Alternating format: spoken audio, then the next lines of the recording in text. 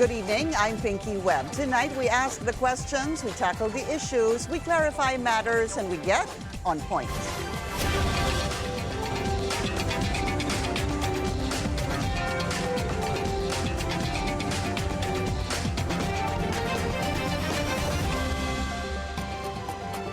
A blistering expose from Senator Panfilo Ping Lacson in a privileged speech on Wednesday. The lawmaker ripped into supposed anomalous flood control projects in the country, including in Oriental Mindoro. The province's first district representative strongly denies any hand in alleged irregularities and claims he even flagged the issues with the DPWH himself. Let's get on point with Congressman Arnan Panaligan, who joins us on the line. Congressman, good evening to you. Welcome to the show, and thank you so much for your time. Good evening, Miss Pinky, and good evening to your listeners and viewers. Thank you, sir. Senator Ping Lacson's privileged speech talked about flood control projects that were either substandard or even ghost flood projects or guni-guni, yun nga po ang tawag niya, non-existent. And in his speech, sir, you were the only lawmaker identified, that would be the right word, identified, which formed part of his presentation dahil po sa inyong naging accomplishment report. Sir, first of all, what is your reaction to this? Well, that is really most unfortunate and very sad, that my name was dragged into this flood control controversy. I want to stress that, first of all, for context, Oriental Mindoro is a flood-prone province. If you will recall, in the press conference of the President a few weeks ago, he mentioned the top 10 flood-prone provinces, and Oriental Mindoro, I think, is number 8 or number 9. But in terms of the number of flood control projects, my province is included in the list of projects with the most flood control projects. So kailangan po talaga may flood control sa amin, probinsya, dahil kami flood prone. Pero yung pong inilagay ng DPWH ng mga proyekto, yun po ay submitted nila. Initiative po nila yan, proposal nila, that they included in the NEP or the National Expenditure Program beginning 2003 until 2025. Yeah, but Congressman, the reason your name was flashed was because of, I guess I would say, if it would be fair to say, your doing, because when they checked, at least the team of Senator Ping Lacson checked, dito po nakasulat yung Congressman Arnan C. Panaligan, House of Representatives, January 8, 2024. Ito po yung lumabas na midterm accomplishment report. Funded, yung nakasulat was supposed to be funded by your office. Is this something you agree with, sir? Can you confirm this? Yes. Technically, those projects are funded not by office, but by Congress in general. After all, it is Congress that passes and enacts the General Appropriations Act. So, kung tutusin, technically, tama naman na Kongreso ang nag-fund doon, congressional funding. Kaya isinasama po naman natin sa ating accomplishment report. Yan po naman ay ginagawa all over the country, na yung mga proyekto ng gobyerno ay ating ina-attribute na accomplishment. Opo, you're owning up to this. Ito po at least yung inyong accomplishment report from June 30, 2022 to December 31, 2023. In Nawan, it's 3.728 million, and in Baco, it's 807 million. Yes, as an accomplishment. That is an actual accomplishment kasi nga po, yan po ay nakalagay sa General Appropriations Act na enacted ng Congress. Sorry. Pero yung proposal po, yung original proposal, ay nanggaling sa DPWH. Yes, sir. I want to correct myself there. That's 3.7 billion. I think I said million. Opo, sa Nawan. Okay, so balikan po natin yung sinasabi mo. Galing po ito sa NEP, no? The NEP, National Expenditure Program, coming of course from the executive branch of government. Basically, galing po yan sa Malacanang. Ito ho bang sabihin po natin sa Nawan na 3.7 billion and Baco na 800 million. Did you see this in the NEP nung inyo pong binusisi ang National Expenditure Program?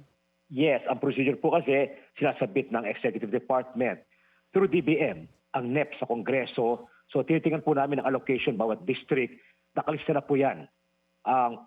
Hindi po tayong proponent. We can say tayo recipient ng proyekto pero hindi tayong proponent. Ang DPWH ang naglagay niyan, nag-identify ng projects kung saan ilalagay at magkano. Dahil alam naman siguro ng DPWH yung mga flood-prone areas Okay. sa aming probinsya. And you knew, you were saying that you knew about this upon your analysis, your examination of the National Expenditure Program, na meron ho talagang 3.8 billion sa Nawan at meron pong 800 million sa Baco. You knew this? Yan, kasi Okay. po nakita natin sa NEP. Apo. After submission ng DBM, tinitingnan natin yung portion ng DPWH, nandun po yung mga proyektong yan. And would you At say, yun naman- yes. Opo, Congressman, sorry to interrupt you, and would you say that you were quite happy or even ecstatic that medyo malaki po itong naging budget para sa Nawan at 3.8 billion? Nagkapasalamat po kami dahil yung pong Nauhan at Baco ay talagang flood-prone. If you will ask yung mga taga rito sa Oriental Mindoro, kawawa po yung mga lugar na yan, talagang kaunting ulan, yung habagat season, ay lubog sila. Hindi lamang yung mga, even yung mga town center nila ay lubog. At yung pong area na yan ay major agricultural areas, palay areas. Kaya nga, we're thankful. I said in previous interviews na 2009 pa may ginawa kaming master plan, pero hindi na pondohan kahit 1 centavo. It was only after ilang years yun, 24 years ba yun, 2023, nung nagsimulang mapondohan yan. So we are, of course, we welcome that project, those projects. Hindi naman namin sukat akalain na may problema pala sa design or sa implementation. Congressman, That is another matter. what do you think happened from 2009 that you already had supposed wanted plans, no, especially for Nawan, dahil nga flood prone po itong area na to, and all of a sudden in the past year or so, you have this 3.8 billion. I guess the question would be, naging malakas ho ba, for example, si Congressman Arnan Panaligan sa House of Representatives or sa DPWH man lang para po bigyan ng 3.8 billion ang Nawan? Hindi po natin masabi yan dahil sa matagal na panahon nga po, hindi na pondohan. Maring walang pera ang gobyerno noong mga panahong nagdaan or hindi napansin ng DPWH. Pero noong 2023, ako po yung neophyte congressman noon, kaya hindi tayo hindi tayo malakas noon. Maring nakita nila na flood prone at maring in those years, before those years, 2023, nakita nila ang malaking baha, patuloy na malaking baha sa Oriental Mindoro, kaya marahil naisipan ng DPWH na dito na nila ilalagay yung mga malaking amount na yan. Kaya nga po, we welcome that kasi nga matagal kaming walang proyekto na flood control na ganyang kalaki. Congressman, if you don't mind, pakiulit po yung inyong sinabi kanina. I didn't quite get that. Siguro sabi niyo po, nung mga nakaraan, hindi po ako malakas. How did you mean by that, sir? No.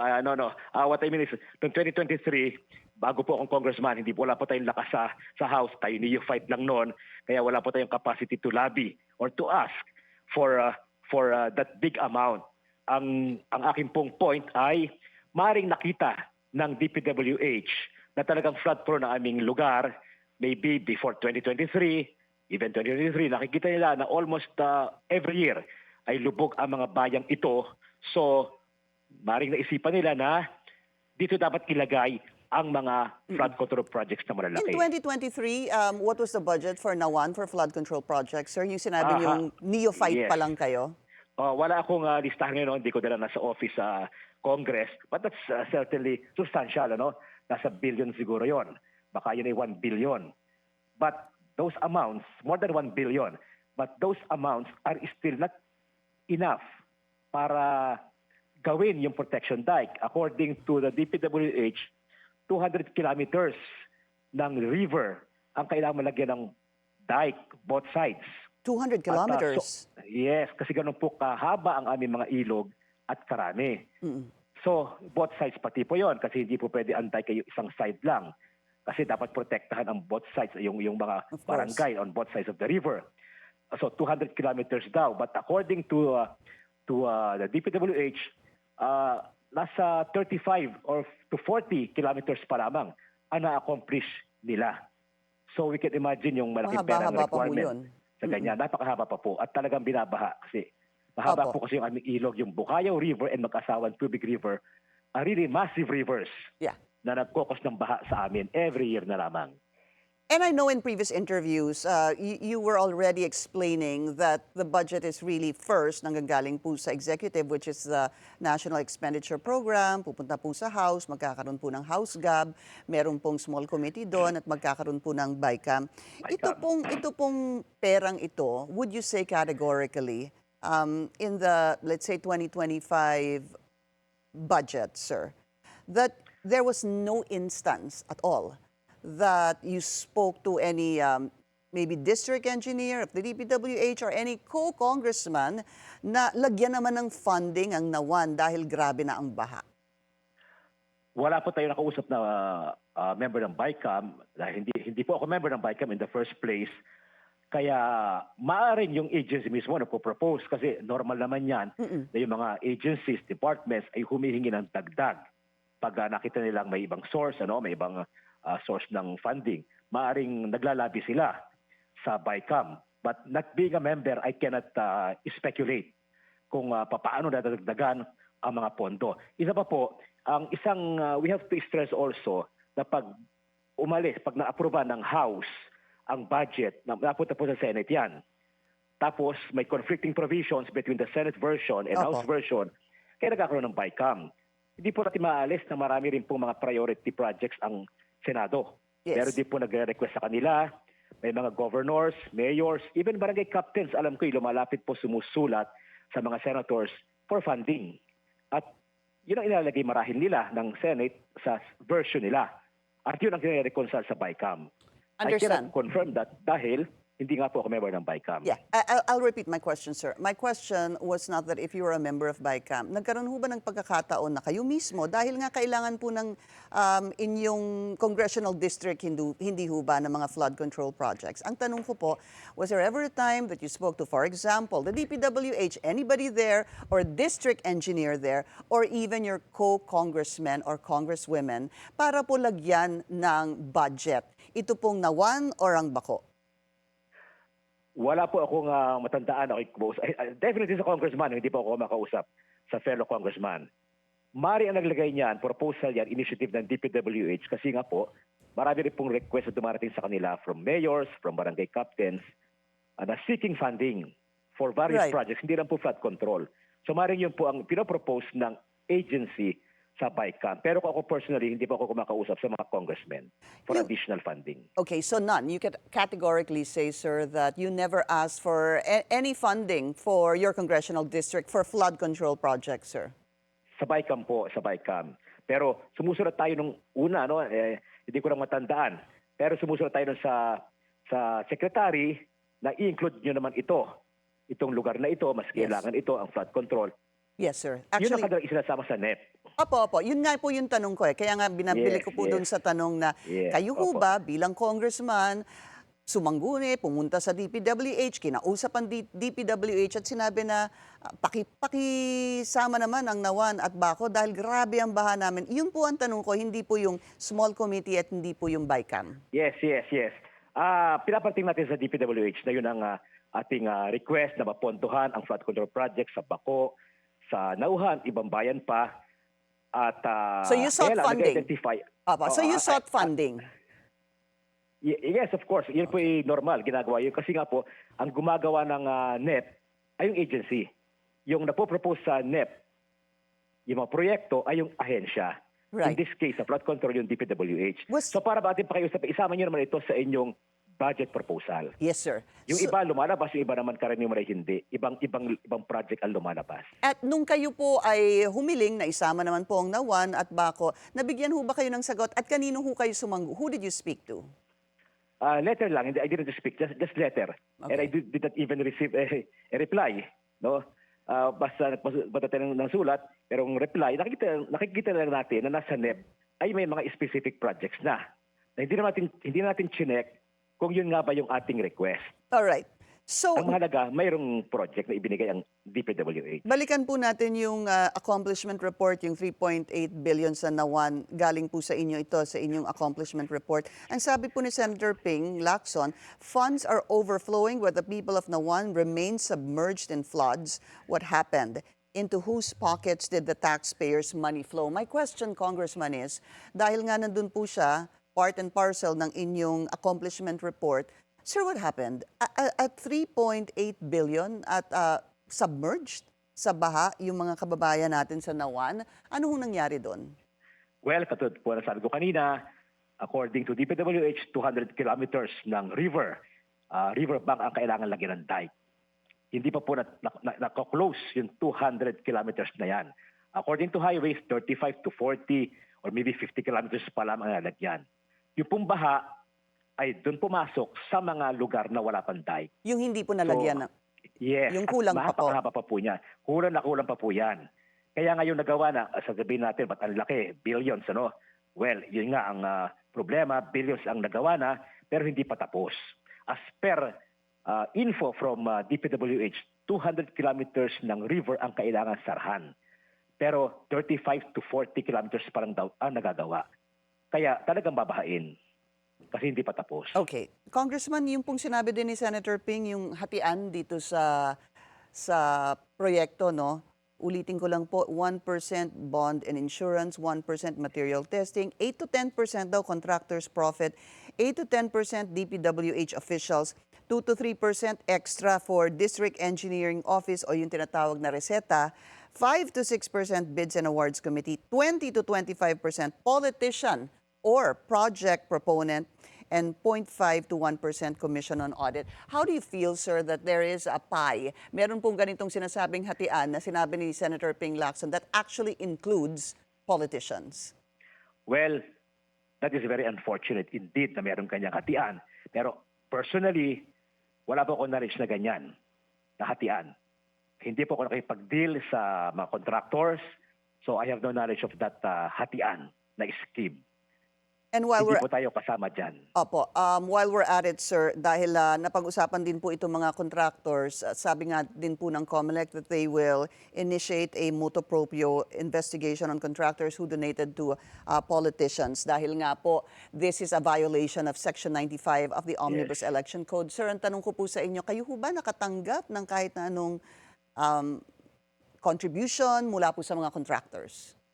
Wala po, I can say that categorically, na wala po tayong tinanggap na campaign donation sa mga contractors. Wala po nagbigay sa akin, wala nagkusa na magbigay dahil nga siguro kita nila ako'y unopposed noong nakalang eleksyon.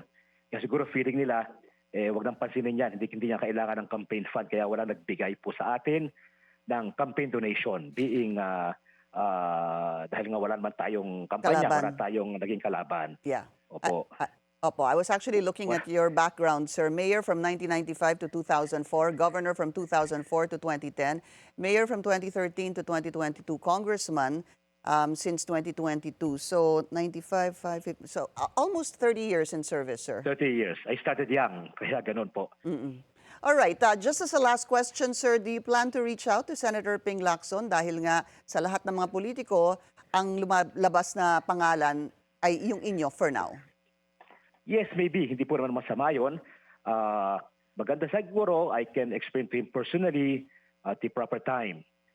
This is the first time na aking pangalan David dyan. Ano po, in my long career, mga tao sa Oriental Mindoro, kilala naman nila ako kung sino ako, kung anong aking background. So I was really shocked kahapon nung narinig ko yan. And I'm willing to explain sa kanya to clarify.